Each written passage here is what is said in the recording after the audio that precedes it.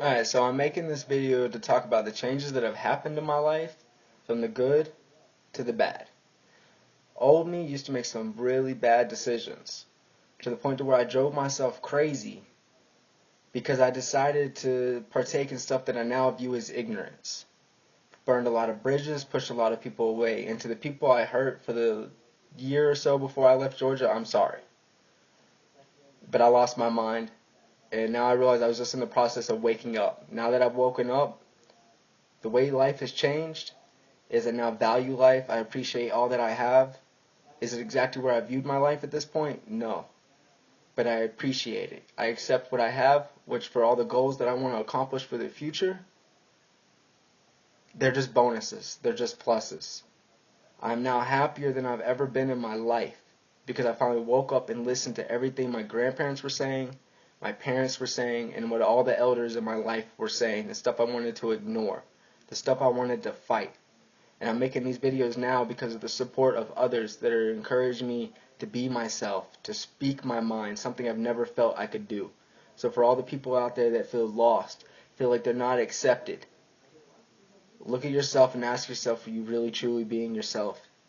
Are you really being you? And if you're not being, then there's your answer of why you're not happy. If you're not being yourself, you will not ever be able to attain being happy or being accepted or loved. Because you need to be yourself in order to obtain these things. Otherwise, it's a facade. It's fake. Therefore, your life will continue to be dramatic and fake. And you really do attract what you put out. I am putting out nothing but positive energy, positive life, and a positive message now, when I used to be so negative, to the point to where people call me the abrasive asshole because of the way I treated people.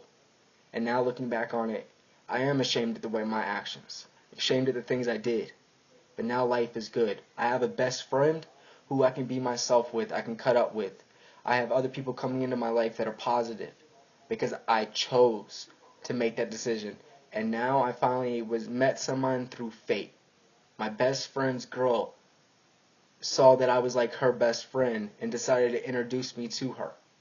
And the connection that was built and obtained is something I never thought was attainable. And now it is. And it's presented in front of my face. I have the job. I'm finally encouraged to do better in life. And now I feel accepted. I've been homesick for 2 years.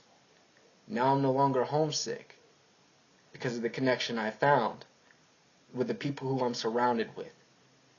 Yes, do I still want to go back home?